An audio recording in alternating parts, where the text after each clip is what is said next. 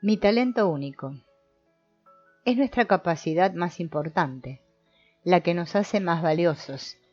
La usamos para nuestro crecimiento personal y para ayudar a los otros a crecer. Cuando estamos desarrollando esta actividad, perdemos la noción del tiempo. La expresión de este talento único nos introduce en un estado de conciencia atemporal. ¿Cómo aplicar la ley de la intención y del deseo? 1. Haré una lista de mis deseos y la llevaré a donde quiera que vaya. Miraré la lista antes de entrar en mi silencio y mi meditación. La miraré antes de dormir por la noche. La miraré al despertar en la mañana. 2. Liberaré esta lista de mis deseos y la entregaré al seno de la creación, confiando en que cuando aparezca que las cosas no están saliendo bien, hay una razón, y es que el plan cósmico tiene para mí unos designios mucho más importantes que los que yo he concebido. 3. Recordaré practicar la conciencia del momento presente en todos mis actos. No permitiré que los obstáculos consuman o disipen la concentración de mi atención en el momento presente. Aceptaré el presente tal como es y proyectaré el futuro a través de mis intenciones y mis deseos más profundos y queridos. Aforismos de Oreish. El hombre normal es aquel que no solo ha actualizado sus potencialidades, sino que también se ha librado de su subjetividad.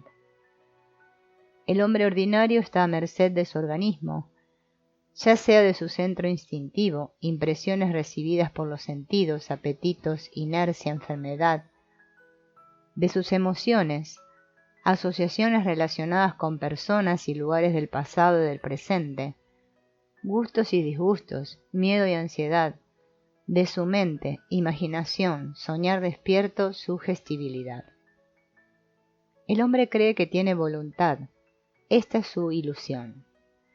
Si el hombre fuera verdaderamente el heredero de todas las épocas transcurridas, estaría sobre los hombros de sus antecesores.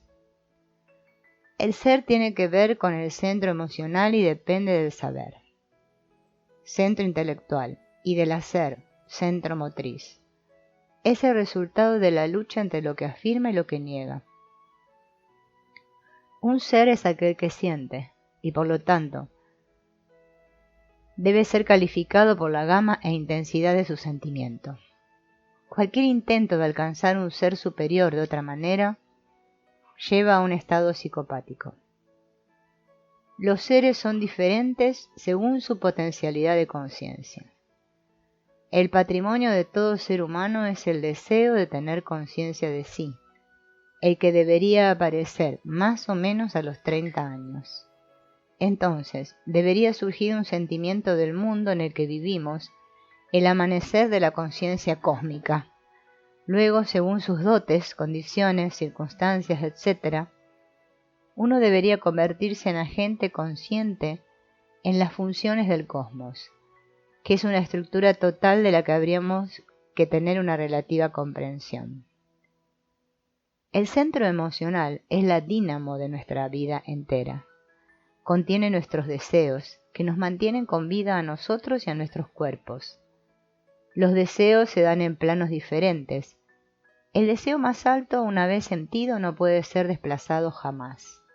Los síntomas neuróticos se deben a que los tres centros, intelectual, emocional, instintivo, motriz, no trabajan de acuerdo, están en desarmonía. Un centro funcionando en un ritmo e intensidad definitivamente diferente del de los otros dos.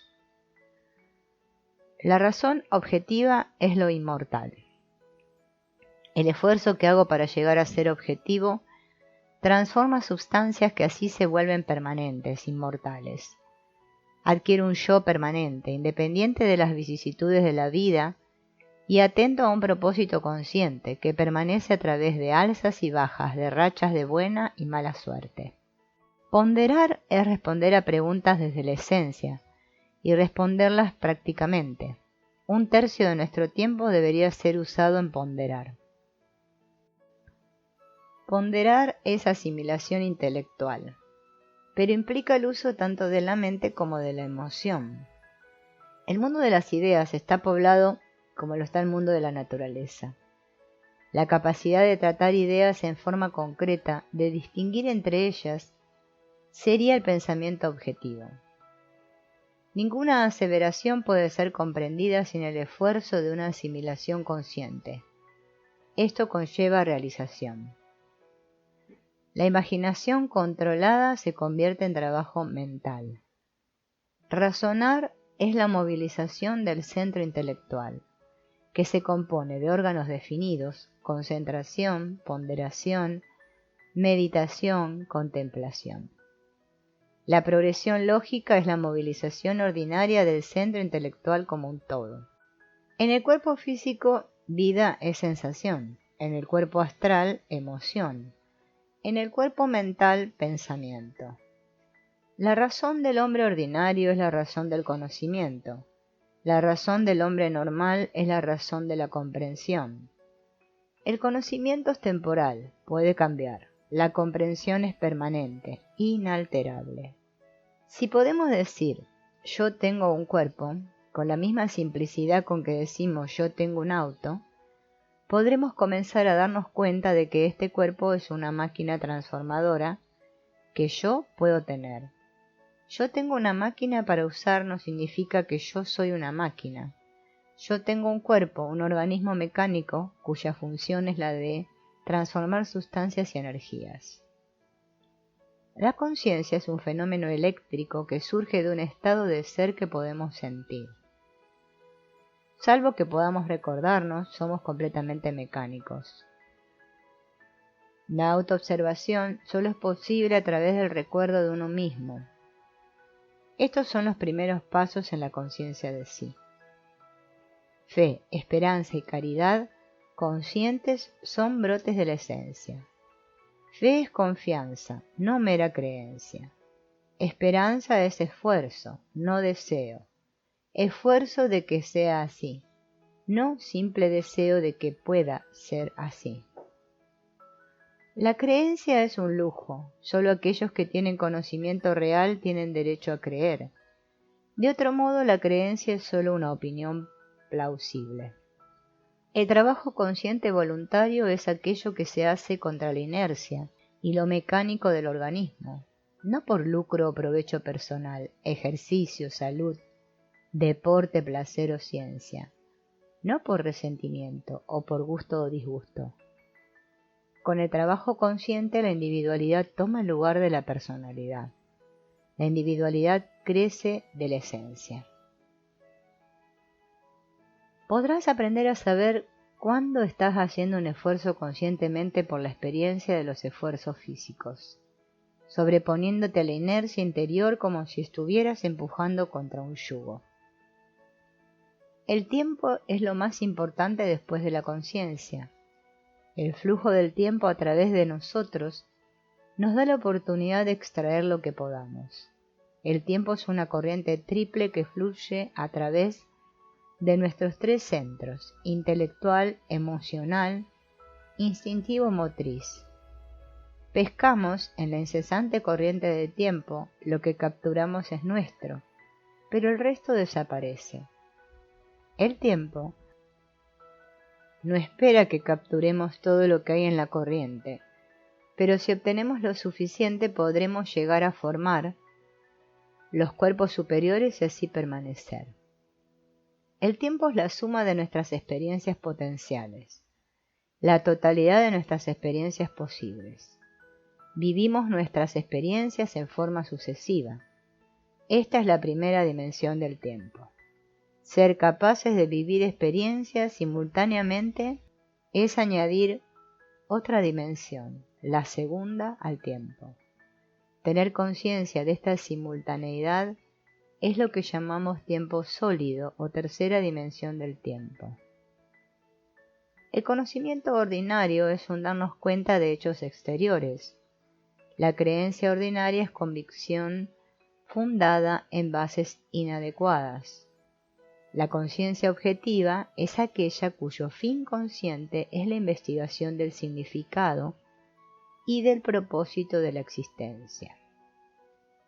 La observación de los demás está coloreada por nuestra incapacidad de observarnos a nosotros mismos imparcialmente.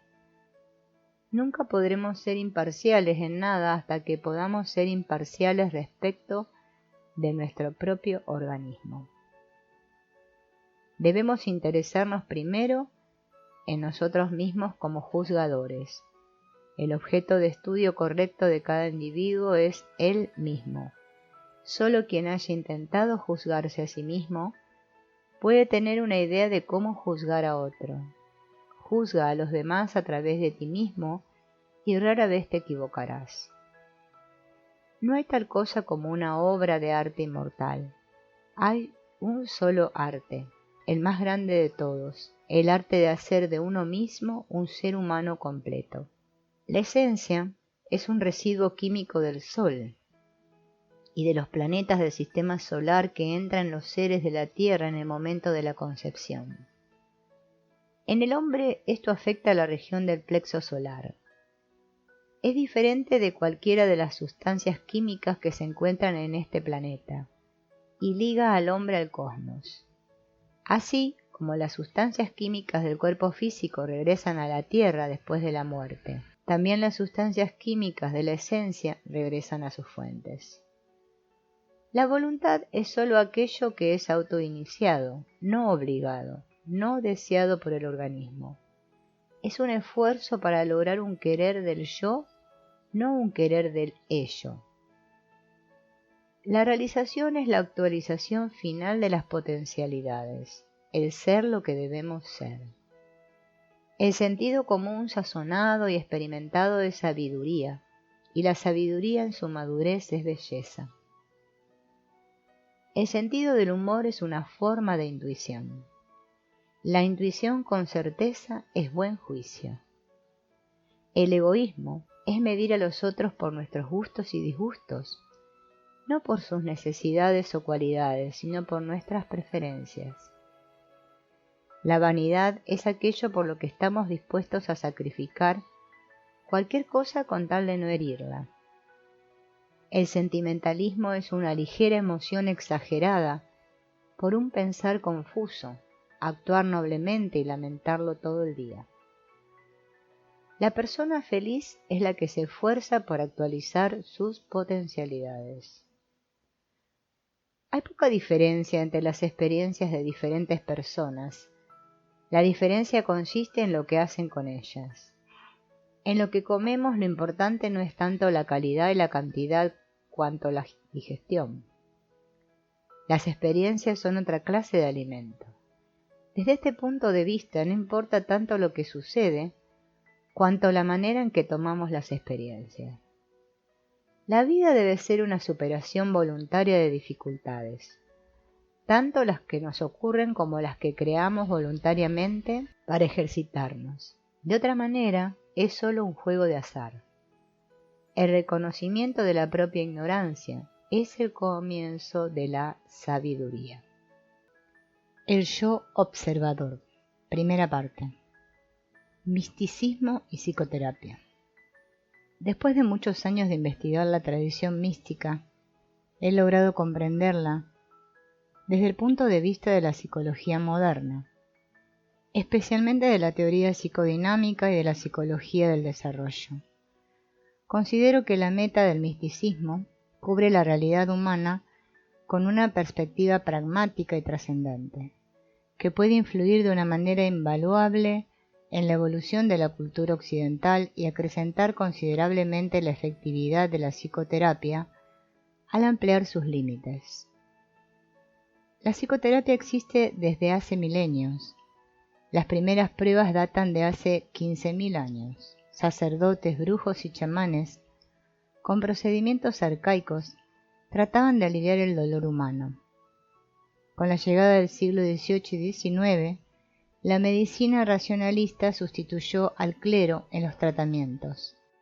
Posteriormente, la psicoterapia se amplió con los aportes de Freud y pasó a ser una rama de la psiquiatría. La tradición mística tiene también un origen ancestral. Son enseñanzas de culturas muy lejanas y distintas entre sí, que hablan de cosas asombrosamente parecidas. Los místicos también se preocupaban del sufrimiento humano. Tienen la certeza que ese sufrimiento se debe a que el hombre no conoce su verdadera naturaleza y que esa ignorancia lo lleva a sentir que su vida es inútil y sin sentido. Los sabios místicos describen un sendero que lleva a un nivel superior de existencia que no puede compararse con el nivel normal. La ciencia mística es la historia del mundo del desarrollo intuitivo. Da origen a religiones, pero es independiente de ellas. Su enseñanza está basada en consideraciones prácticas de psicología humana. Su meta es comprender la realidad que sostiene el mundo de la experiencia común. Se basa en la percepción directa, intuitiva, y da sentido a la vida porque aleja el temor a la muerte y los deseos egoístas. Su objetivo es ampliar y profundizar la conciencia ordinaria para así acceder a la experiencia del yo verdadero que elimina el sufrimiento porque remueve la base de la perspectiva de la realidad del hombre común. Para ello se debe aprender a desarrollar una capacidad latente, la percepción intuitiva. Spinoza es el filósofo que más se acerca en su definición de intuición al concepto místico. Él distinguía entre el conocimiento razonado y percibido por los sentidos y un estado más alto del conocimiento, en el que la totalidad del universo existe en un sistema interconectado y unificado. La realidad intuida por los místicos es universal y puede aplicarse a los dominios de la física y psicología. Es corroborada por los físicos y es coincidente con la realidad, concebida a través de la intuición por los místicos desde hace miles de años. Los físicos confirman que el universo es una corriente de actividad en que las formas aparecen y desaparecen, como patrones transitorios de un flujo viviente y dinámico. Los límites aparentes son fenómenos sensoriales en función del momento particular y de la escala de magnitud que usemos. No son absolutos. Los seres vivos intercambian material con el medio.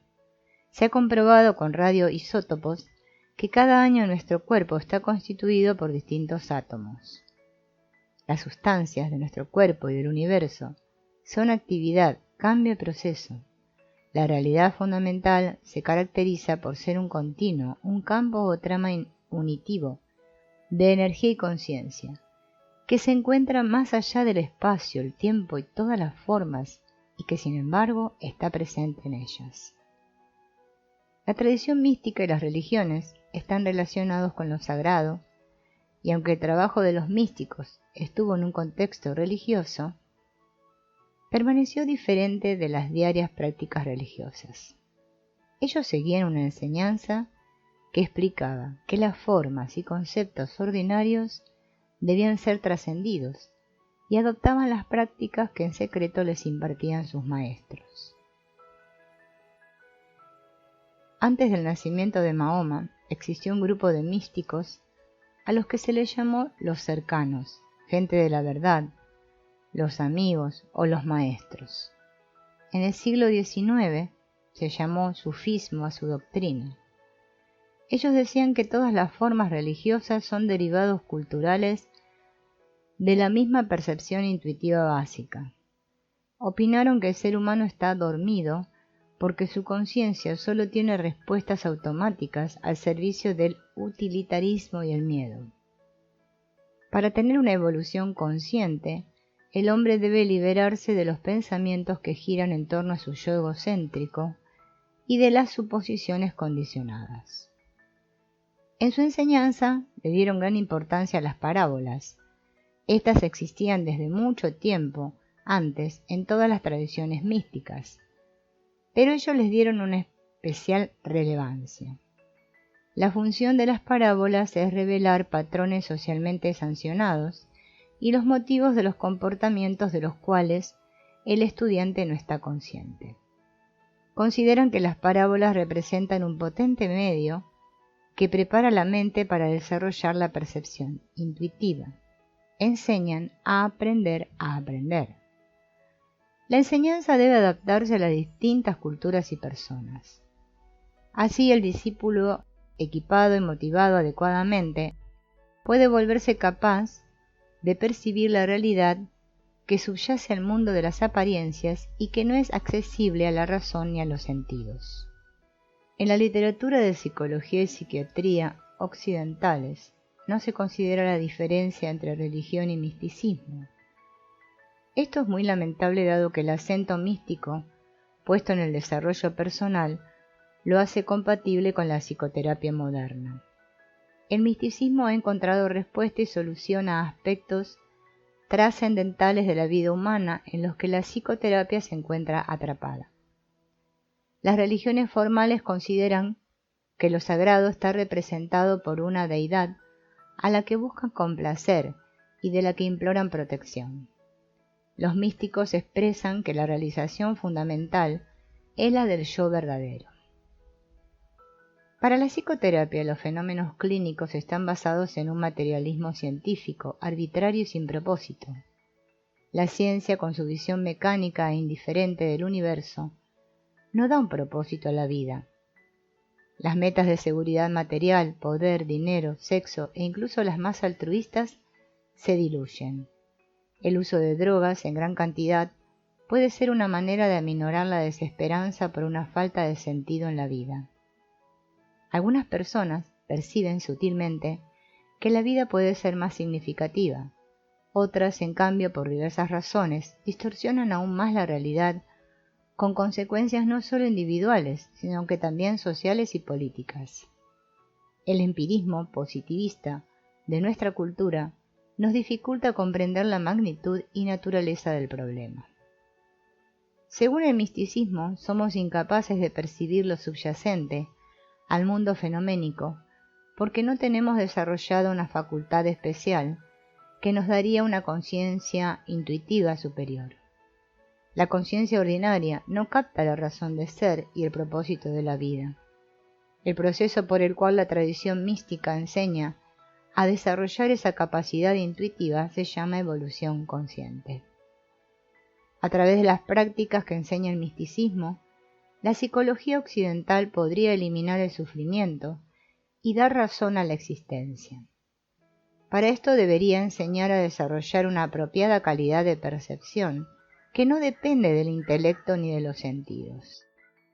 En el misticismo se considera que la motivación es primordial en la organización de la conciencia, porque la forma de conciencia es el terreno en el que surgen los síntomas, que a su vez determinan su naturaleza. Las escuelas místicas hacen hincapié en la relación que existe entre los motivos básicos, el conocimiento y la percepción. Ellas cambian y esclarecen las motivaciones de sus estudiantes a medida que se manifiestan en su conducta cotidiana. En psicoterapia es importante cambiar la forma de conciencia para desarrollar una capacidad especial de percepción que logra una disminución de los motivos conectados con el ego o yo objeto. La menor dominación ejercida por el yo objeto anula o disminuye los síntomas que constituyen el objetivo de la psicoterapia. Para la ciencia mística es un efecto secundario porque no es un sistema terapéutico. El yo objeto. La tradición mística no coincide con la psicoterapia occidental acerca de la hipótesis del yo. En Occidente el yo es un objeto separado de otros objetos y localizado en el cuerpo. Los místicos insisten en un yo sin límites en el espacio y tiempo, que puede ser individual o universal, enmascarado en el consciente ordinario. El concepto del yo en Occidente es una consecuencia de lo que hemos aprendido a pensar, porque no está dado a priori. Los infantes deben aprender a darle sentido y significado a los estímulos, y para conseguirlo interactúan con el medio. Aprenden que todo está formado de objetos separados. Usamos nuestros cuerpos como plantillas para conocer el mundo. Si le damos a un niño pequeño una caja con tapa, él la da vueltas. Al abrir la boca, abre la caja. Se produce la ecuación objeto, cuerpo, yo. Estas estructuras, formadas en la infancia, representan una dificultad para acceder a otro tipo de realidad. A los 3 años se establece una forma básica de conciencia, que funciona automáticamente y cuya piedra angular es el yo objeto, que está adaptado para funcionar en el medio y así sobrevivir tanto física como psicológicamente. El yo objeto no abandona el control y domina al consciente. Pero el ser humano tiene necesidades que el yo objeto no puede satisfacer. Hay otra actitud opuesta al yo objeto. Esta tiene la intención de recibir del medio. Se llama forma receptiva. Tiene un yo menos prominente. Este yo separado se disuelve y permite conectarse con el medio. Al nacer, la forma receptiva es dominante. Al madurar y paulatinamente por necesidad de sobrevivencia, se desarrolla la forma objeto. Ambas formas son necesarias. Para la ciencia mística deben estar en armonía. En la psicoterapia la forma receptiva es muy importante porque intensifica la comunicación empática. Un yo menos definido y sensibilidad a un amplio campo de percepción son cualidades importantes para el estudiante de misticismo. Comparación de las formas. Forma objeto y forma receptiva. La forma objeto actúa sobre el medio. La forma receptiva recibe del medio. Forma objeto, el yo es semejante a un objeto localizado, separado de otros. En la forma receptiva, el yo es indiferenciado, no localizado, no diferente del medio. En la forma objeto, el punto ventajoso desde el cual se ve el mundo. En la forma receptiva, límites borrosos o confusos. Forma objeto, conciencia egocéntrica. Forma receptiva, conciencia centrada en el mundo. Forma objeto, objetos. Forma receptiva, proceso. En cuanto a la forma objeto, entonces, predomina el tiempo absoluto, la causalidad lineal, la atención enfocada, límites perceptivos y cognitivos, pensamiento lógico, razonamiento, la forma domina lo sensual, pasado o futuro, comunicación, lenguaje, sistema nervioso simpático, dominio del hemisferio izquierdo, aumento de ondas beta y disminución de ondas alfa y teta. Y en la forma receptiva, el tiempo es relativo, simultaneidad, atención difusa, límites borrosos, paralogismo, intuición, fantasía, lo sensual domina lo formal, ahora, música, arte, poesía, sistema parasimpático, dominio del hemisferio derecho, disminución de ondas beta y aumento de ondas alfa y teta. La forma objeto está orientada hacia la adquisición y el control. Su motivación es incompatible con el conocimiento de una realidad unificada e interconectada. Se necesitaría una base motivadora diferente que permitiera percibir los vínculos entre las personas y las cosas. Las virtudes practicadas en forma desinteresada permiten que la conciencia acceda a esa otra percepción, porque hay una relación entre motivación, forma de conciencia y percepción intuitiva. Los deseos de conseguir algún beneficio con un comportamiento virtuoso, como sucede en algunas religiones formales, son opuestos al desarrollo de la percepción intuitiva. Un monje zen explicaba que renunciación no es abandonar las cosas de este mundo, sino aceptar que se vayan. También se debe abandonar el apego al resultado. Humildad y sinceridad son virtudes importantes para el aprendizaje. El orgullo y la arrogancia cierran las puertas de la mente. La sinceridad es honradez de intención, según los místicos, y es un requisito primordial para la ciencia mística. En la psicoterapia, cada paciente tiene sus propias ideas para aliviar su sufrimiento. Creen que el psicoterapeuta les dará lo que les falta, confianza, seguridad, etc. En efecto, podría complacerlos, pero debe capacitarlos a que vean la verdadera naturaleza del problema. Debe ayudarlos a ver la falsedad de sus pensamientos y suposiciones. La virtud que practican los místicos no es solo funcional, sino que es verdadera. Bajo la superficie, Todos somos aspectos de un ser. La moralidad no debe ser arbitraria, ni un producto cultural, sino la expresión de la verdadera naturaleza del mundo. Nuestra sobrevivencia como especie y nuestro desarrollo depende de que reconozcamos esa realidad. La física cuántica postula también la conexión de todo lo existente. Según Kohlberg, la moralidad se desarrolla en etapas progresivas e irreversibles, encaminadas hacia la realidad de la ciencia mística y no desde el punto de vista del empirismo científico. La moral tiene una base universal absoluta, porque no es un artificio cultural arbitrario. Fenoménicamente, la palabra yo se refiere a 4 aspectos de la experiencia. Yo pensador, la acción de pensar, imaginar, preocuparnos, etc. Este yo controla nuestras actividades inmediatas. Lo consideramos responsable de lo que hacemos y dejamos de hacer. Este dominio contiene un yo conceptual. ¿Qué y quién es uno? Tiene un aspecto dual. Uno es el mí y los demás, el público, familia, vecinos, etc., que dicen que somos tímidos, fuertes, irritables, etc. Son apreciaciones acerca de la persona, máscara. Este yo conceptual público tiende a ocultar el yo conceptual privado, en donde están las autoapreciaciones primitivas, las fantasías y las interpretaciones especiales de lo que ve el público.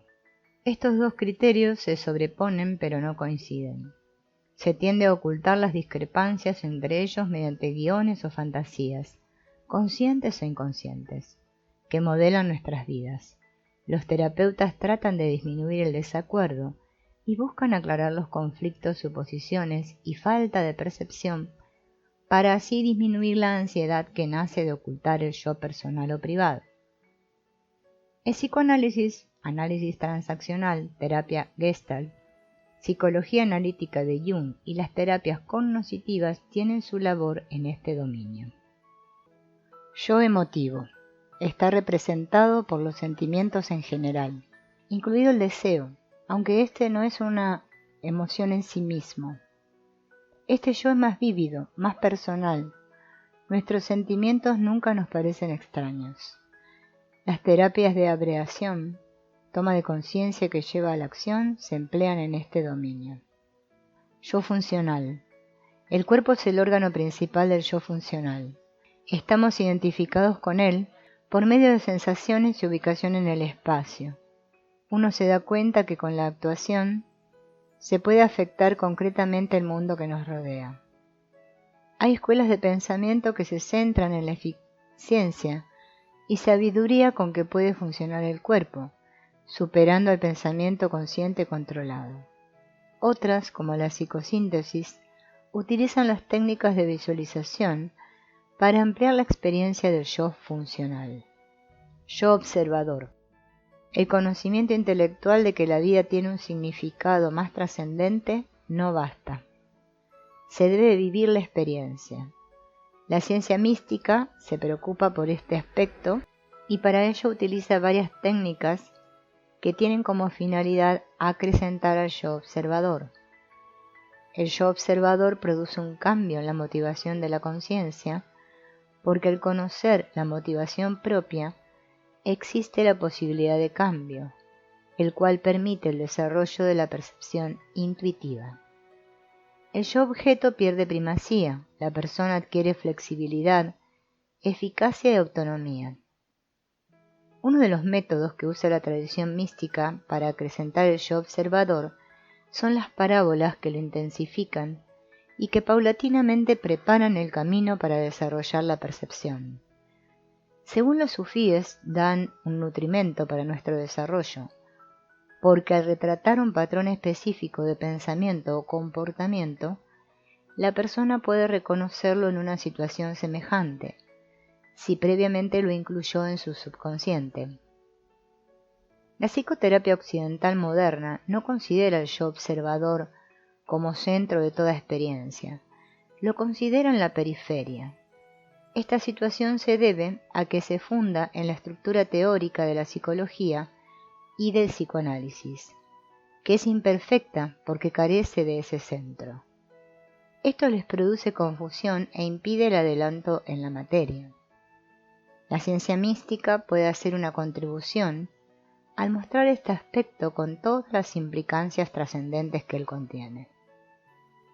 La pregunta, ¿quién soy yo?, es difícil de contestar para la psicoterapia occidental, porque el yo no está en el centro de la experiencia humana.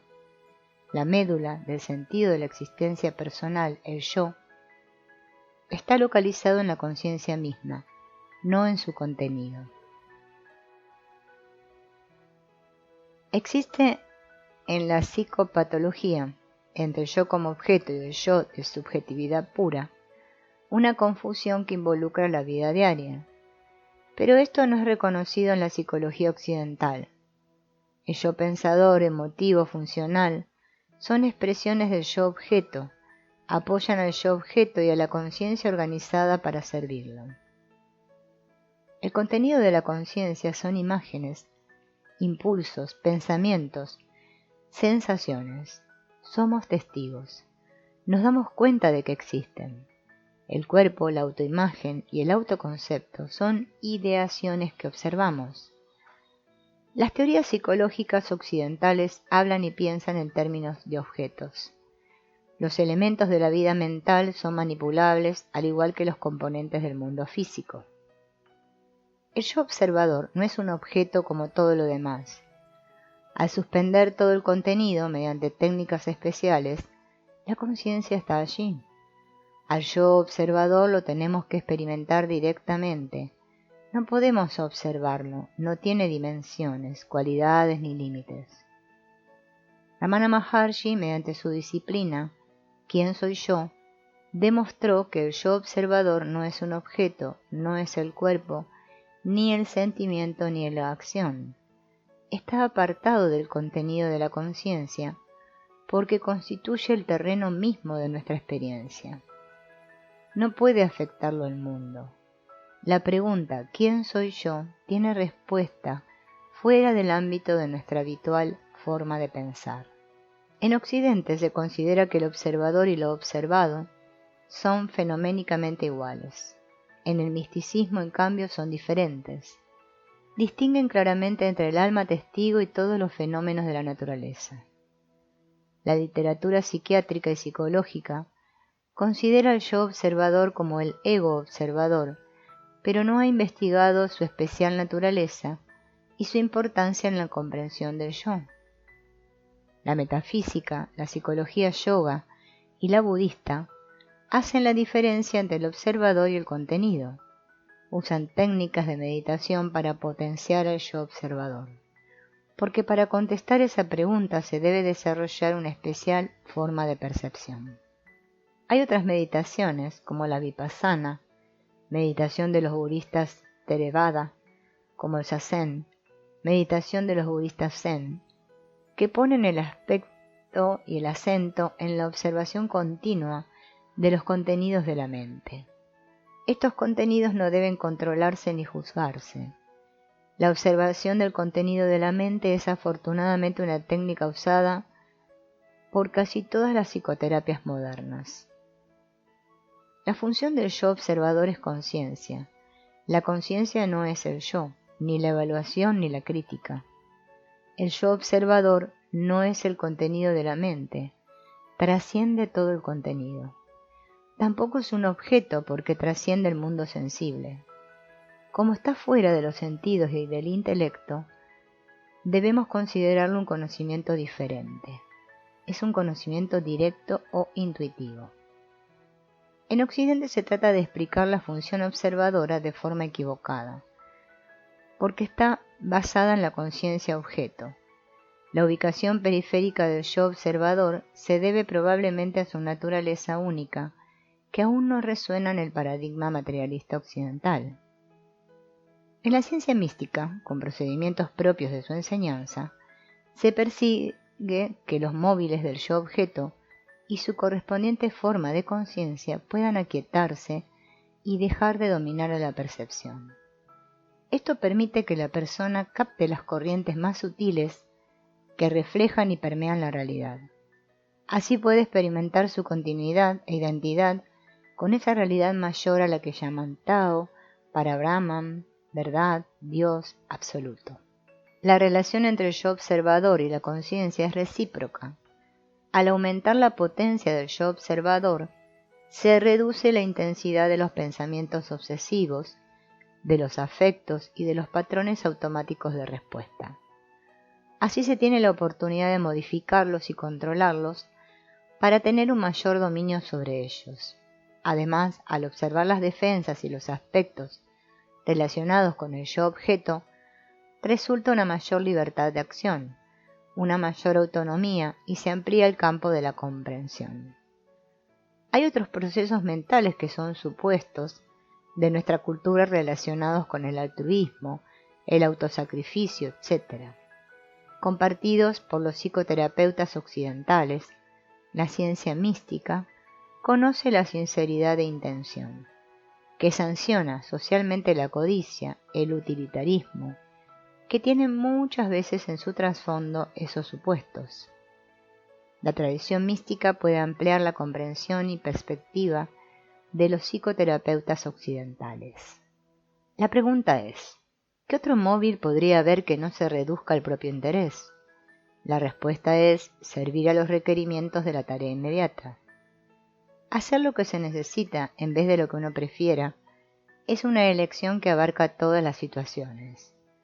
La experiencia se puede describir como rendirse a la tarea, pero es una rendición en la que la persona es activa y guiada al mismo tiempo.